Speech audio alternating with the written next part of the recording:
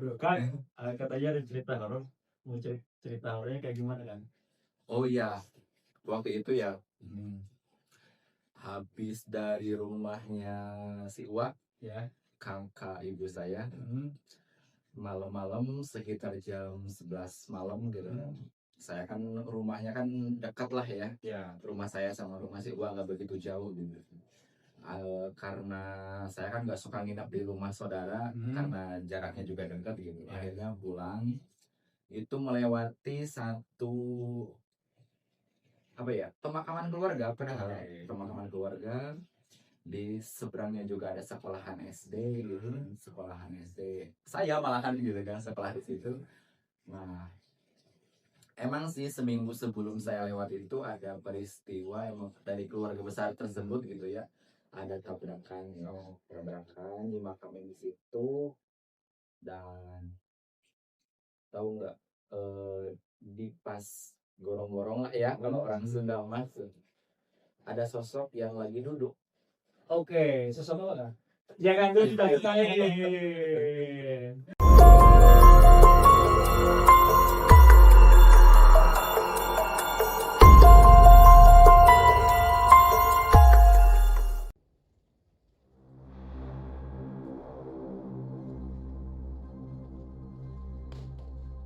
Assalamualaikum warahmatullahi wabarakatuh. Sampurasun.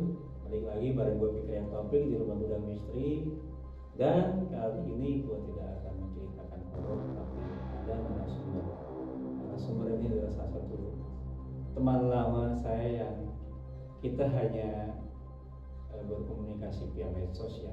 Dan alhamdulillah akhirnya dia bisa datang ke Rumah Gudang Misteri dan akan menceritakan pengalaman horornya. Kita kenalin dulu nih Kang Kidoy. Halo. Gimana kabarnya Kang? Alhamdulillah baik Kang Fikri ya. Alhamdulillah. Kita udah Berapa tahun nih? berapa tahun ya? Ketemu. ternyata udah sama-sama tua ya. Terakhir di pas syuting itu ya, Pocong punya punya harga harga diri. diri. Anjir, pocong aja punya harga diri gitu. Apalagi harusnya manusia lebih punya Iya, harga diri. pasti. Iya. Pocong aja punya harga diri. Itu siapa tuh yang jadi pemeran pocongnya? Masih ingat gak kan? Siapa ya? Kalau nggak salah mah orang balik Kambang kalau nggak salah. Orang balik ngomong temen gue ya. Lupa lagi namanya mah orang balik Kambang nih. Ya siapa tuh lagi nonton orang balik Kambang. Iya. Harus nonton. Balik Kambang siap Parna ya kalau nggak salah. Aduh kan, katanya ada cerita horor. Mau cerita horornya kayak gimana kan? Oh iya, waktu itu ya habis dari rumahnya si Uwa, Ya. kakak ibu saya, malam-malam sekitar jam 11 malam gitu. Saya kan rumahnya kan dekat lah ya. Ya. Rumah saya sama rumah si Uwa nggak begitu jauh gitu. Karena saya kan nggak suka nginap di rumah saudara karena jaraknya juga dekat gitu. Akhirnya pulang itu melewati satu pemakaman keluarga, padahal pemakaman keluarga di seberangnya juga ada sekolahan SD gitu. Sekolahan SD saya malahan gitu kan sekolah di situ. Nah, emang sih seminggu sebelum saya lewat itu ada peristiwa emang dari keluarga besar tersebut gitu ya, ada tabrakan dimakamin di situ. Dan tahu nggak, di pas gorong-gorong lah ya kalau orang Sunda masuk, ada sosok yang lagi duduk. Oke, sesama kan? Jangan dulu ditanya-tanyain. Nah, buat kalian yang punya cerita horor ataupun ingin menjadi narasumber di Rumah Gudang Misteri, bisa DM ke Instagramnya Rumah Gudang Misteri di Rumah Gudang Misteri .official. Jangan lupa like, comment, dan subscribe juga channelnya Rumah Gudang Misteri. Tanpa berlama waktu, kita masuk ke ceritanya. Gimana Kak? Yes. Pokoknya. Nah, Jangan dilanjutkan kalau kamu penakut. lanjut ya. Ya, lanjut. Lanjut. Nah, sosok tersebut tuh lagi duduk ya, lagi duduk di atas tubuh lah, gorong-gorong gitu, yang parit lah, gorong-gorong parit. Ya. Kaget lah ya, kaget, saya kan kaget. siapa sih gitu kan. Itu lagi benar-benar merunduk, rambutnya menutupi wajah gitu, menutupi wajah. Dengan spontan saya nyenterin Kang Fikri ya, senterin. Asli wajahnya tuh udah berantakan banget. Wajahnya udah berantakan banget. Terus pokoknya tepung rupa lah, kata orang Sunda mah ya. Kalau bahasa Jawanya apa? Nggak tahu. Oke, lanjut. Nah, sampai pada akhirnya ya Kang Fikri, saya lari dan larinya tuh bukan lurus, Apa? Gimana? tapi ngebelakangin. Karena apa? Takut si sosok tersebut tuh ngikutin saya dari belakang gitu. Oke, berarti lari Iya. mundur gitu Iya, larinya tuh mundur, bukan maju gitu. Sambil saya senterin ke belakang, takutnya si sosok tersebut tuh ngikutin lah ya. Pas saya senterin ke belakang udah nggak ada sosoknya mah gitu, udah nggak ada. Tapi saya masih berjalan mundur lah ya, dengan kaget lah gitu, ya kaget.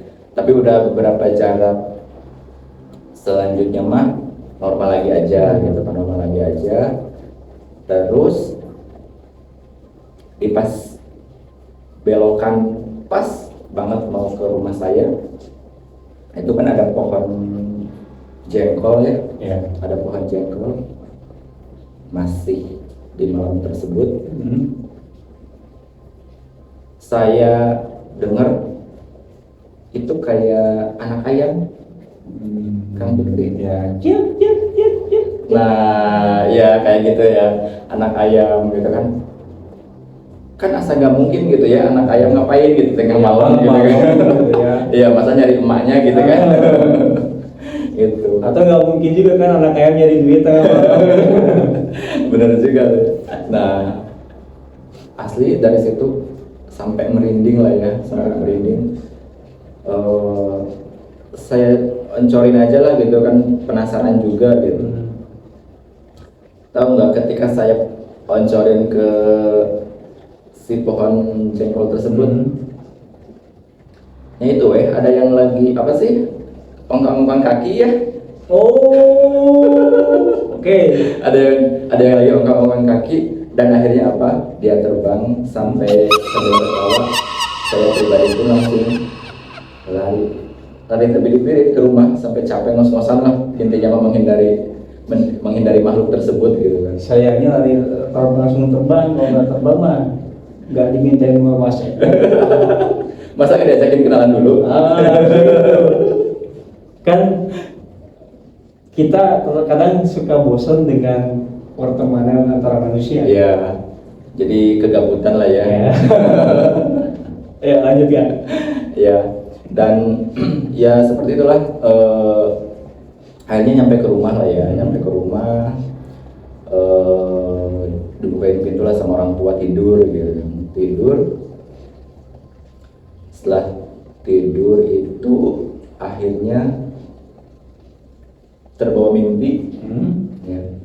Terbawa mimpi. Dalam mimpi tersebut ternyata memang ada sosok kakek, dan itu adik kakek saya di dalam mimpi tersebut gitu ya.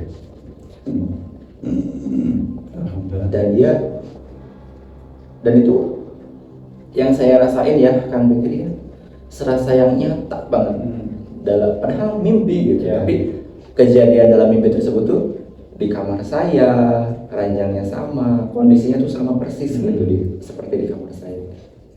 Akhirnya si kakek tersebut cuma ngomong ke saya, "Wayahna." Dalam kondisi seperti itu ya Kang Fikri, perasaan saya, kata orang Sunda mah rarasaan teh muter. Pas tidur tuh, yang tadinya ngadep ke selatan langsung ke timur, ke barat, ke utara gitu ya, sambil istighfar dalam hati. Saya ngucap gak mau. Si kakek tersebut cuma ngomong wayahna lagi. Setelah ngomong wayahna, dia berubah jadi asap, Hmm. ya, dan masuk ke ubun-ubun saya, Ya. Dari situ keesokan harinya ya seperti terbuka gerbang dunia baru. Tapi ngomong Kang, itu kejadiannya di tahun berapa Kang? Kira-kira? Itu kejadiannya tuh waktu pas saya masih SMA. Oke. Ya SMA kelas 2 mau kelas 3 lah kalau nggak salah. Kelas 2 atau kelas 3. Itu berarti tahun 2011 lah. Ya 2010 2011. Asli dari situ saya jadi pemberani lah. Jadi pemberani. Kalau Kang Fikri ini ya, dari sekolahan kan kadang saya suka nginep di sekolah. Itu pulang ke rumah jam 2 kadang jam setengah 3 itu jalan kaki dari sekolahan ke rumah. Jam setengah 3 apa ya? Pagi. Ya hampir subuh lah. Oke. Hampir subuh. Dan itu nggak ngelewatin jalan raya atau jalan aspal, enggak. Tapi lewatin jalan setapak lah. Oke, hutan ya. Hutan, jalan setapak, kebun bambu gitu kan. Kadang ada makam gitu kan, makam keramat lah. Ya. Mungkin apa ya, kata orang dulu mah makam nakaktilas lah ya. Nakaktilas seperti itu. Terus Masih keberaniannya ya sampai pada akhirnya orang tua juga nggak percaya gitu kan, sampai dibilang masa sih kamu jadi keturunan gitu kan. masa sih kamu jadi ketua maksudnya? Ya karena gini, ternyata orang tua saya itu bercerita kakek buyut saya terdahulu itu ternyata mantan kuncen desa. Oke. Kamu Riki tahu kuncen? Iya, tahu. Kuncen itu juru kunci. Ya, juru kunci. Nah makanya mungkin itu sebab dari orang tua saya, masa sih kamu jadi keturunan gitu kan. Oh mungkin bukan masa sih kamu udah jadi keturunan, tapi masa sih kamu harus jadi kuncen gitu mungkin. Nggak tahu dah. Ya lanjutkan. Ya karena biasanya ini ke cerita orang tua dulu kan, kalau nggak ke anak cucunya bisa jadi ke buyutnya gitu kan katanya. Nah sampai heran juga sih saya pribadi juga kan, emang nggak kenal ya, maksudnya bukan nggak kenal apa ya, nggak tahu lah Ya. buyut saya siapa. Ya kalau bahasa Sundanya mah paling menobor. Intinya mah nggak tahu lah. Ya nggak tahu intinya. Dengan tiba-tiba gitu kan datang secara pribadi. Kaget juga gitu. Nah, ya dari situlah sampai sekarang kayak suka melihat dan merasakan. Nah, melihat dan merasakan. Kita itu kan pernah di satu lokasi yang sama ya kan ya. Waktu itu yang pernah tadi di Spill. Oh iya siap. Pocong punya harga diri gitu kan. Salah satu film indie Iya. yang pernah syuting di daerah Tasikmalaya, Kabupaten terutama. Itu waktu itu kan gimana perasaannya gitu kan? Kita kan sempat ada beberapa lokasi ya, terutama di kaki Gunung Galunggung gitu. Iya. Di Curug apa sih? Curug Cimedang. Oh, Curug Cimedang. Itu perasaannya gimana kan? Kan itu kalau nggak salah kita sampai malam di situ tuh. Dan nggak kerasa ya kan? Nggak kerasa sampai ajan aja nggak kedengeran gitu. Iya sampai ajan aja nggak kedengeran, sampai bahkan ada satu talent kan yang kejadian lah. Ya. Gitu kan. Kasihan juga gitu.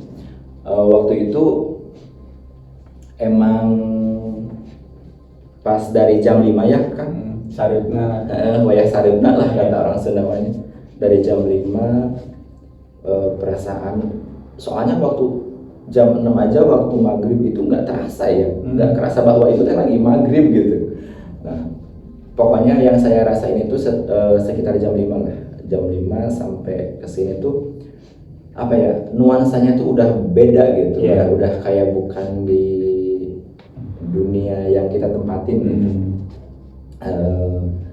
Seperti yang dilupakan gitu. Ya. Maksud apa ya? Dibuat lupa. Kayak yang dibuat lupa lah kita teh gitu kan di kondisi seperti itu teh. Entah itu terlalu asik Ya. ataukah emang ada sesuatu gitu kan di situ, Ya. apakah emang kena sing betah di dia gitu. Cuma emang yang saya rasain tuh seperti itu kan. Dan sebenarnya makhluk di situ tuh baik. Ya, positif, memang positif di situ. Di situ tuh baik sih, makhluknya tuh baik lah, mengayomi, boleh dibilang sangat mengayomi. Dan mungkin waktu itu juga ketika salah satu teman kita yang hampir nyaris itu kan itu kan peringatan. Iya benar. Udah pagi dia saya ya. Benar. Kewe tuh ikan geus maghrib kan gitu. Iya, bisa jadi Ya. Alarm lah ya. Alarm buat kita gitu. Dan ya sampai pada akhirnya ketika kita di base camp kan ngikutin kan. Iya, keserupan. Nah kan posisinya Akang yang ketika itu banyak di base camp ya. Iya. Itu kesurupannya gimana aja kan? Oh, ya waktu itu sih kita emang habis makan ya kalau nggak salah. Itu habis makan. Tiba-tiba dia tuh kayak kejang-kejang gitu. Kejang-kejang terus mengaum, teriak-teriak gitu kan. Teriak-teriak sampai pada akhirnya kita manggil orang di situlah ya, Ustadz di situ. Pada akhirnya bisa teratasi lah ya masalah tersebut. Dia juga nggak sadar gitu, maksudnya apa yang dia alamin waktu itu yang kita lihat tuh ternyata dia nggak tahu gitu. Yang dia rasain hanya tiba-tiba capek gitu. Kayak yang habis olahraga berat lah gitu. Tapi ya alhamdulillah bisa teratasi gitu ketika waktu pas syuting. Ya mungkin emang karena judulnya juga udah horor banget gitu ya. Terus lokasinya juga emang benar-benar horor gitu, menjiwai lah gitu kan untuk rasa kehororannya gitu. Ya memang kan teman-teman itu kan kalau tidak salah saya yang menunjukkan tempat itu ya. Ya. Kan tim apa namanya? Tim lokasi. Tim lokasi. Waktu itu kan karena saya itu sering suka lah ya bermain kemana gitu kan, termasuk salah satunya menemukan sih main ke curug itu gitu kan, ke salah satu air terjun itu di kaki Gunung Galunggung. Dan asal usulnya memang kan di situ kan tempatnya itu Sariwangi. Itu erat dengan sejarah kebun teh Sariwangi. Ya yang mungkin ya kita tahu lah ada salah satu produk itu gitu ya. Tapi itu juga menurut warga sekitar dulu itu ada seorang keturunan Belanda Sunda namanya Nyonya Ribut. Itu anaknya yang punya perkebunan itu, dan kebun itu tuh kebun 1, kebun 2, kebun 3 sampai kebun 8. Berarti luas banget ya. Luas. Memang saya pernah sampai naik ke atasnya sampai ke pabriknya. Bekas pabriknya masih ada. Dan si Nyonya Ribut ini adalah salah satu kembang desa yang banyak disukai sama cowok-cowok seperti kita. Waduh, desa. Dengan paras yang rupanya apalagi kan blasteran lah ya, Belanda Sunda gitu. Bahkan ada Chinese-nya juga anaknya kan.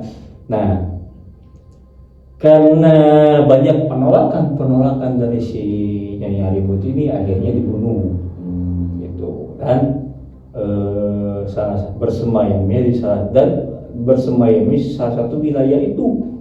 Apalagi dari perjalanan nih, kan posisi jalan lurus itu kan udah perkebunan ya, udah hutan. Yang ke atas itu. Teratas itu yang jalannya agak bagus, yang jalannya bagus itu kan. Terus ke kiri kan, nah Iya. di daerah situ itunya. Oh. Bahkan saya pernah penelusuran di sana. Waktu itu pakai channel yang traveling ya, itu ada makam Belanda juga di situ, yang memang sudah tidak berbentuk nisannya, gitu kan.